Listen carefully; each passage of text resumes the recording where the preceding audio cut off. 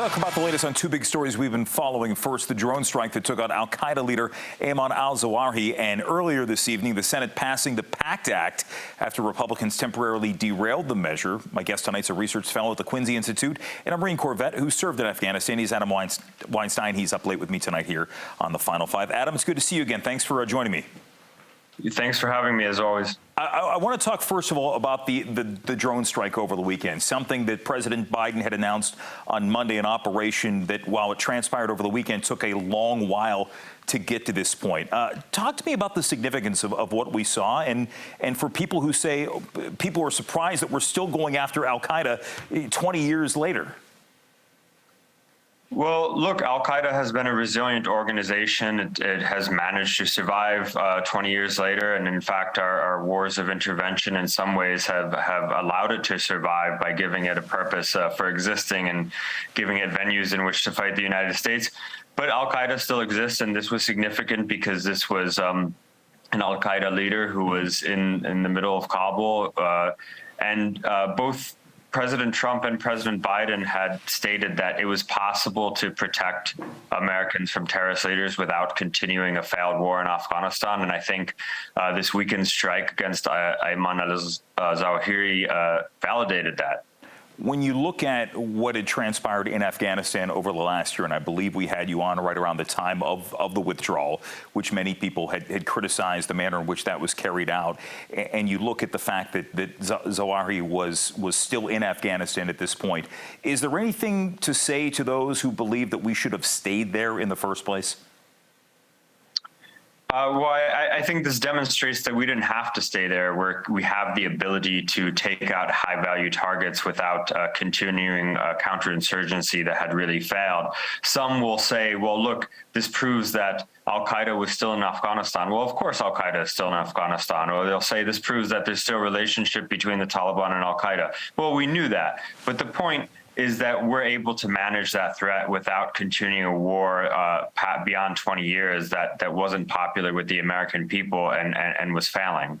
It really is striking to see just the changing attitudes in the reason we were there in the immediate aftermath of September 11th. And I know you were in Afghanistan years later after that point, but to see how we've looked back at history and what we've learned from that, and how there's a determination that we not get ourselves into something like that down the road with some other country. It really is striking. Yeah, I think that's true. I think policymakers have, well, hopefully they've internalized the mistakes of the war in Afghanistan and a very unnecessary war in Iraq. Yeah, and it also proves that it is not necessarily a partisan issue, because it was a war we entered to with cooperation from both sides, and still something that came up quite a bit in the years after that. I want to get your take as a veteran over what had transpired here in D.C. over the last couple of days. Earlier tonight, as we mentioned, the Senate passed the PACT Act, which would help fund health care for veterans who were exposed to toxic burn pits. The fact that there was this back and forth, and I understand there's an idea about fiscal responsibility here, but it was really striking just to see the emotions that stoked over the last week or so. Well, Congress is always ready to work across the aisle to get into a war, but when it comes to taking care of veterans and paying the cost of that war, you see these divisions. And look, I applaud Senate Republicans for changing course and passing this act. I think it's important to get health care to the veterans who were exposed to those burn pits. This shouldn't be a bipartisan issue. This is about protecting American veterans, and I think what happened tonight demonstrates that. Do you think, as a society, we've had so many veterans who've come out who have been personally affected by this, and it took Jon Stewart, of all people, really to amplify their voices in many of these cases. Are we not listening to veterans? Are we not listening to what they go through when they fight for this country and then come back, when they say this is what we need, this is what I shouldn't say we're entitled to, but what we should be, for lack of a better term, rewarded for putting our lives on the line? Well, obviously, Jon Stewart is viewed as a partisan. He's a comedian, but he has a political slant. But I think he really made this a genuine cause of his, and I don't think it was political. I think his heart was in the right place in terms of caring about veterans. And I think more and more veterans are able to advocate for themselves, especially enlisted veterans.